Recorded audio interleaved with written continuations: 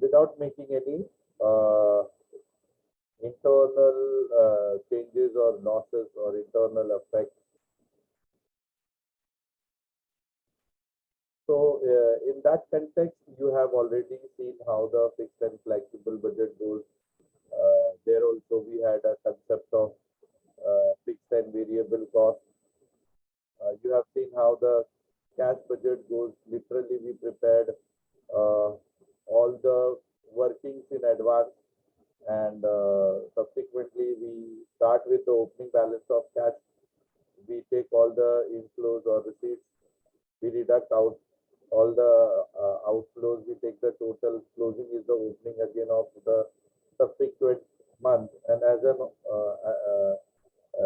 and so on, and every month the budget needs to be prepared. Rest all budgets are also very important, but I did not required for that such kind of great, um, efforts to be taken. There are purchase budget, there are sales budget, etc., which can be done very easily, and you'll be able to understand also. So we'll take it up one by one. So this is the question of sales budget, whereby in 2 months, in the month of Jan and Feb, both the products X and Y details are given. If the sales area A and B is for 60 and 40% of sales for X, so X has to be subdivided into 60% and 40%. So of course, 1200 ka 60%, 12 6 are 72, 40%, 480.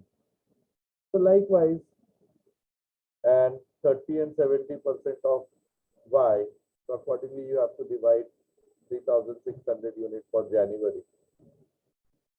Similarly, we will do it for February, and we will take the total. So what we did, in total, we divided in the percentage which is given for area A and B for the month of Jan. Similarly, we did for month of Feb. We took the total by multiplying their selling price. Again, we subdivided and we took the total. And finally, we added and we got it total sales budget. Do you want me to solve this or you have understood? इसमें लग रहा है आपको मेरी कोई जरूरत है? No, sir, understood. हाँ सर एक बार ओवरव्यू दे दो ना प्लीज। ये देख, ये 1200 था, उसको 2 पार्ट में डिवाइड किया। ये सब सिंपल है रे।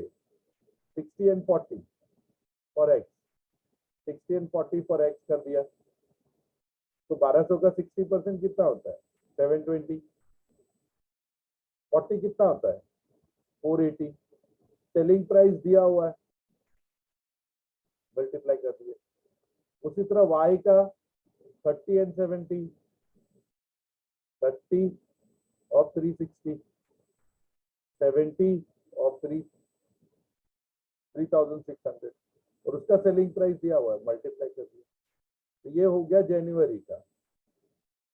उसी तरह हमने फेब का लिया। फेब में हम 1200 नहीं लेंगे, 1800 लेंगे, 3,600 नहीं लेंगे, सिर्फ 5,400 लेंगे। इसको सब डिवाइड कर दिया एंड टोटल दोनों का ऐड कर देंगे। कैसे? 720 प्लस 1080 कितना आता है? बोलो। 1800 आ गया। 1800 सर। और ये टोटल सेल्स आ गया। उसी तरह 480 प्लस 720 कितना आएगा? 1200। वही आ गया। इसमें कुछ करना नहीं है, एटलीस्ट ये सारा अपने मैथमेटिक्स भी करा रहेगा। यस सर, अंडरस्टूड सर, कुछ अंडरस्टूड। नहीं है, इसमें कोई रॉकेट साइंस नहीं है। टोटल था, एरिया वाइज मैंने सेल्स बजट निकाल के दे दिया, काम खत्म। सर समझा सर। बाकी सारे बजट में आपको मेरी जरूरत नहीं लगी, जिसके लिए मैंने आज बुलाया था कि बाकी सारे budget is very easy to understand and you can do it. Question number 2 मैंने करवाया है, आप चेक कर लो। फ्लेक्सिबल बजट था, गुड। कॉम्प्लेक्स क्वेश्चन थे वो मैंने करवाए, 3, 4 ये सब फ्लेक्सिबल बजट है जो हमने ऑलरेडी किए हुए हैं, ठीक है। सारे फ्लेक्सिबल बजट हमने किए हुए हैं, कैश बजट भी हमने किया हुआ है। इसमें और एक था परचेज बजट, हाँ, रॉ मटेरियल परचेज बजट, ठीक है। वैसे इसमें डिटेल दिया हुआ है, हमको क्या करना है, परचेज के लिए क्या चाहिए, सेल्स दिया हुआ है, क्लोजिंग दिया हुआ है, ओपनिंग अपने का ओपनिंग दिया हुआ है, तो आप क्या करेंगे, प्रोडक्शन निकाल लेंगे मंथली, ये सब दिया हुआ है, सेल्स दिया हुआ है, क्लोजिंग दिया हुआ है, फिनिश दिया हुआ है, रॉ मटेरियल दिया हुआ है, तो आप क्या करेंगे, आपको प्रोडक्शन आ जाएगा। अब प्रोडक्शन का कॉस्ट दिया हुआ है, राइट, तो इतना रुपया आपको लगेगा फॉर कंजम्पशन, तो प्रोडक्शन हमने इन यूनिट निकाला हुआ है, ठीक है। टी, ये सारे डिटेल्स दिए हुए थे, सेल्स इन यूनिट दिए हुए हैं,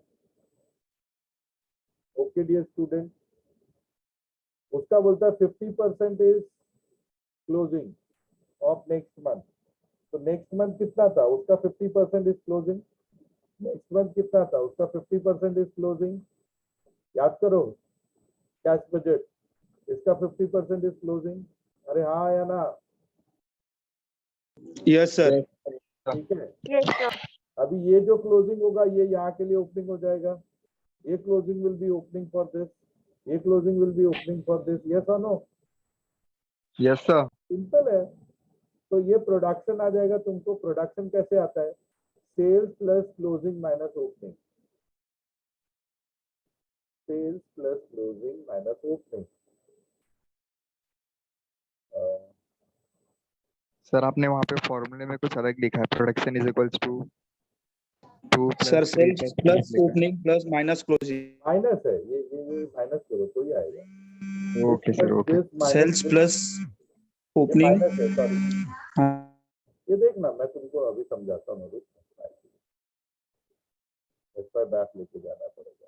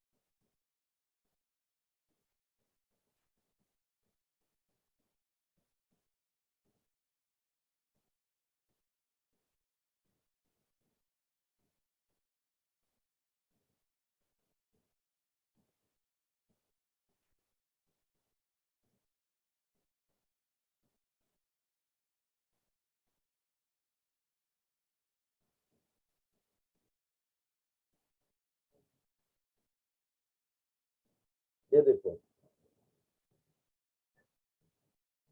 opening, closing, sales, production, yes और no, yes sales sir. Plus closing करेंगे माइनस ओपनिंग करेंगे, प्रोडक्शन नहीं आ जाएगा, yes sir, yes sir, Yes, समझा, sir. वही चीज तो हमने यहाँ लिखा था ना बेटा, ओके, समझा आप लोगों ने यस, कैसे प्रोडक्शन आया, तो ऐसे मंथली यस सर। प्रोडक्शन आ गया, ठीक है। अभी मंथली प्रोडक्शन के बाद हमको पता है कि इसका कंजम्पशन रेट वॉज 2 रुपीज, सारा डिटेल दिया रहता है, ये सब हम लोगों ने जो एसपाई बीकॉम एसपाई बीकॉम वगैरह में सीखा है ना, उसी का इम्प्लीकेशन है। फिर वापस हमको प्रोडक्शन क्वांटिटी से टोटल कंजम्पशन इन वैल्यू मिल जाएगा, ठीक है।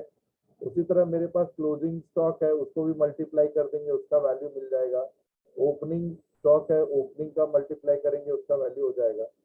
तो consumption plus closing minus opening is the purchase. Yes और नो? बोलो। सेम लॉजिक लगेगा। परचेज तुम क्या करोगे? तुम कोई भी चीज को परचेज कितना करोगे बताओ? सर जितना कंजम्पशन होने वाला था उसमें से जो क्लोजिंग बचा वो दोनों को ऐड कर लेंगे। Consumption is equivalent to sale. Yes और नो? Yes sir. कंजम्पशन बोलो या सेल्स बोलो, दोनों का मतलब एक है। उसी तरह कंजम्पशन प्लस क्लोजिंग ऐड करोगे, ओपनिंग माइनस करोगे, तो जो तुमने परचेज, सपोज यहाँ मैन्युफैक्चरिंग नहीं होता, ट्रेडिंग होता, तो आप क्या करते? तो आप उसको परचेज ही करते ना। ये मैन्युफैक्चरिंग था तभी तो आपने प्रोडक्शन ले लिया। अगर मैन्युफैक्चरिंग नहीं रहेगा तो आप क्या करोगे? तो आप जो भी परचेज है उसको ट्रेड कर लोगे ना।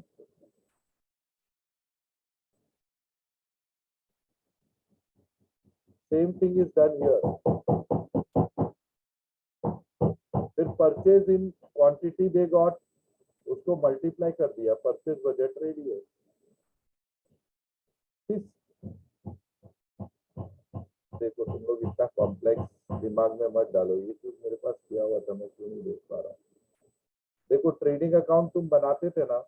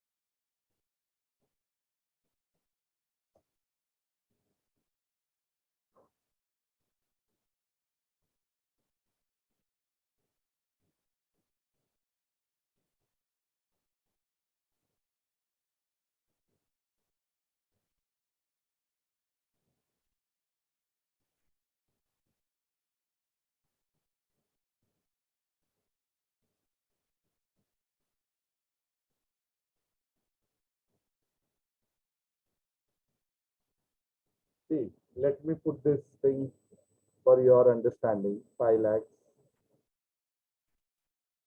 sales 12 lakhs.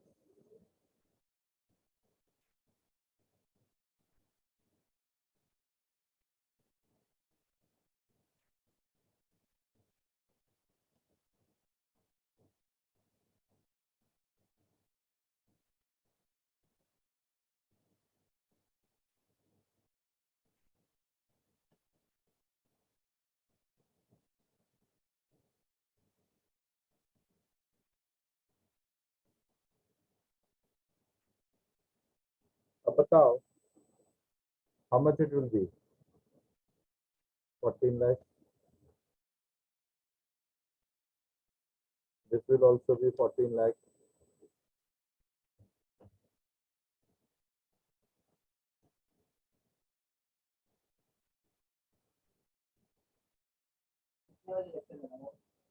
Total.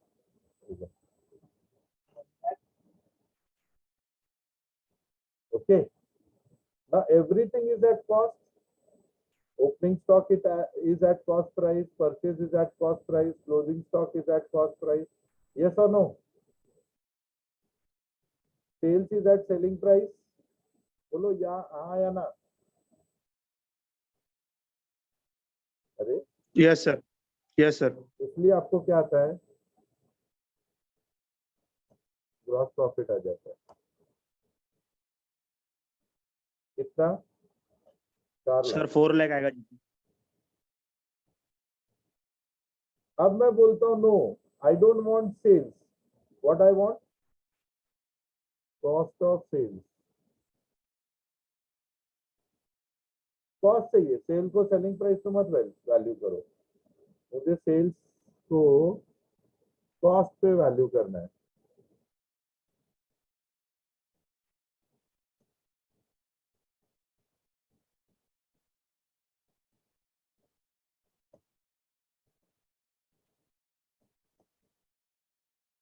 तो क्या करना पड़ेगा, इसमें से प्रॉफिट उड़ा दो, आया ना? कितना Yes, प्रॉफिट sir. है? प्रॉफिट कितना है? 4 लाख। सर 4 लाख। इसको 8 लाख कर दो, प्रॉफिट उड़ जाएगा, टैली हो जाएगा। टैली हो जाएगा। तो ये जो भी एक्स्ट्रा आता है ना, that is due to selling price.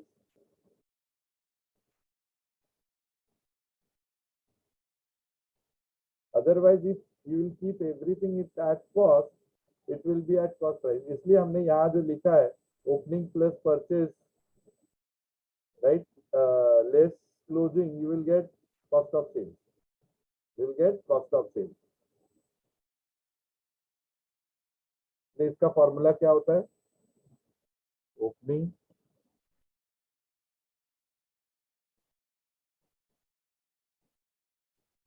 जो चीज मैंने वहां वापरा भी है दोनों जगह, एट परचेज बाय हियर और there,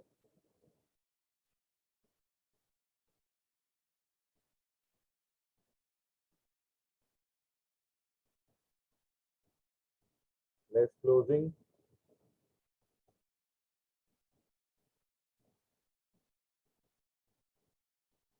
is equal to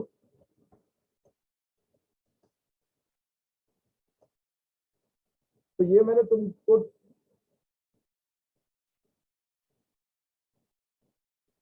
horizontal form में सिखाया, जो हम लोगों ने FIJC से अभी तक सीखा है, ये वर्टिकल फॉर्म में है। वही चीज आपके पास वर्टिकल दिया हुआ है, अभी समझा आपको? Now you got Yes, sir. Production plus closing minus opening is purchase, purchase आ गया। मल्टी सेम लॉजिक मैंने यहाँ भी अप्लाई किया था, to get the production unit.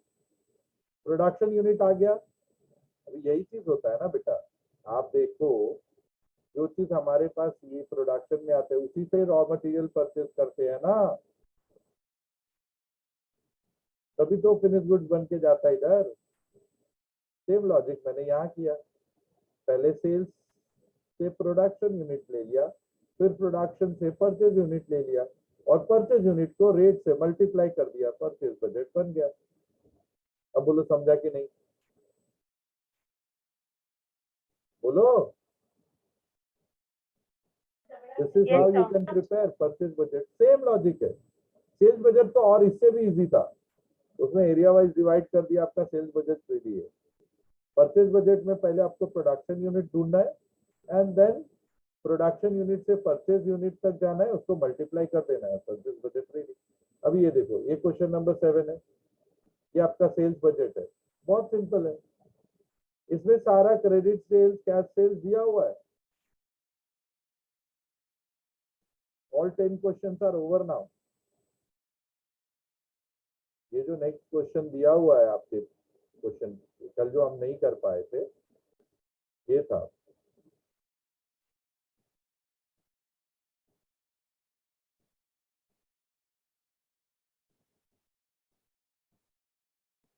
ये है कैश बजट का क्वेश्चन नंबर 7। इसमें सारा चीज दिया हुआ है, अपने को कुछ बनाने की जरूरत नहीं है। कैश सेल्स, क्रेडिट परचेज सारा चीज दिया हुआ है। Opening amount of cash bank 35,000 दिया हुआ है। सब तो ऐड करते जाएंगे, सारे पेमेंट्स दिए हुए हैं।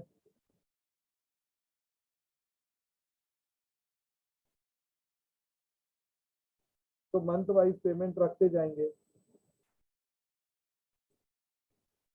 जैसे क्या बोल रहा है, on 1st October 2009 equipment replacement cost of 30,000, 14,000 will be allowed in exchange of old equipment and net payment of 16,000 will be made. कभी 1st October, तो देखो 1st अक्टूबर में है।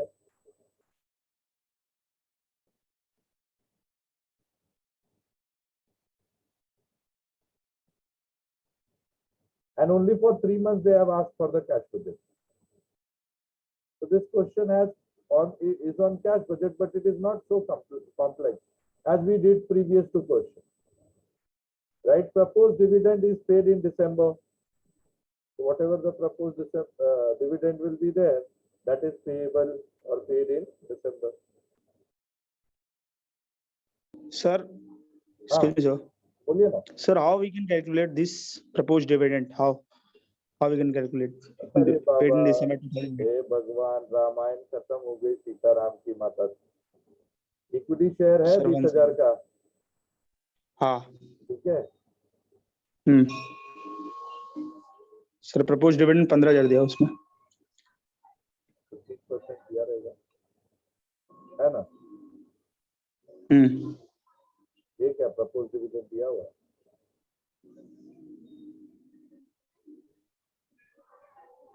समझ गया? वही पे करना है। अभी बैलेंस शीट दिया हुआ, उसमें से दो डिटेल अपने लिए इंपॉर्टेंट था जो हमने लिया हुआ है। एक बैंक डिटेल लिया है, एक डिविडेंड डिटेल लिया है। इसके अलावा रेंट दिया हुआ है, कभी कभी पे करना है, वो रेंट ले लिया हमने।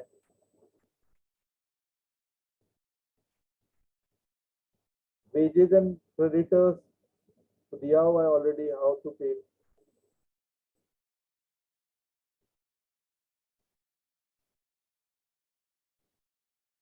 हमारा कैश बजट रेडी हो गया। So this is how all kind of, see, there are only two budgets which is very complex in nature. One is flexible, another is cash. बाकी सब तो concept जो आपने earlier पढ़ा हुआ है उस पे ही है। परचेज ढूंढना है तो आपको FI में जो आपने करा था वो लॉजिक आपको अप्लाई करना है। सेल्स बजट ढूंढना है तो जो आपने पहले पढ़ा था वही यूज करनी है। You need not have to learn something new rocket science.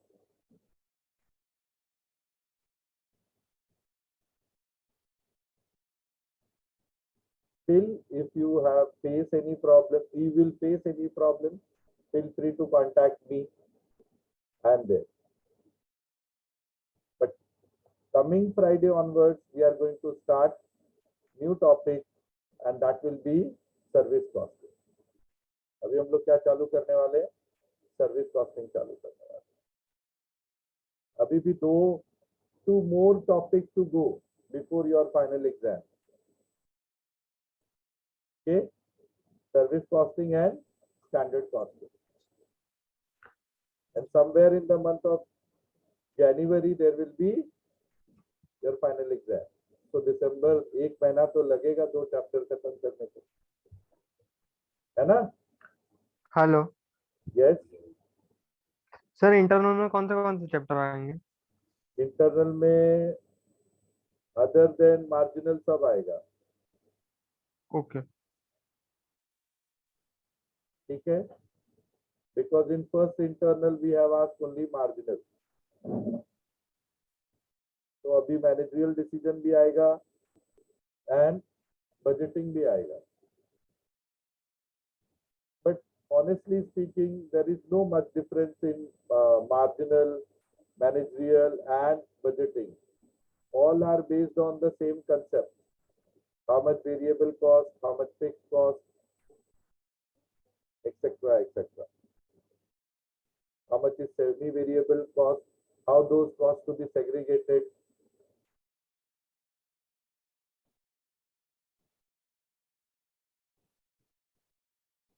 Okay? Same है. Variable cost, fixed cost, यही सारा चीज है हमारे पे.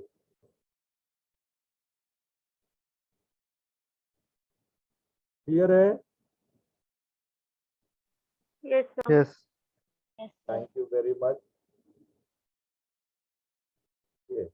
Service costing will start from Friday, but by that almost November is over, so that will not be there in the exam of 3rd of December. So service costing and standard costing will give weightage to final exam, semester end exam. Okay? Okay, sir. Continuous Okay, sir. Evaluation दोनों में हमारा almost ये 2 chapters cover up हो गए.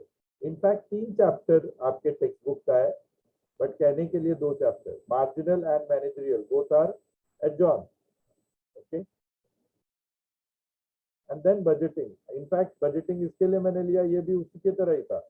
इसमें कोई नया चीज थोड़ी सीखा हमने. वेरिएबल कैसे होगा और फिक्स कैसे होगा, सेमी वेरिएबल कैसे अलग करेंगे, वही सब चीजें थी ना. आपका सेल्स बजट में थोड़ा complex calculation, sorry cash budget में थोड़ा कॉम्प्लेक्स कैलकुलेशन.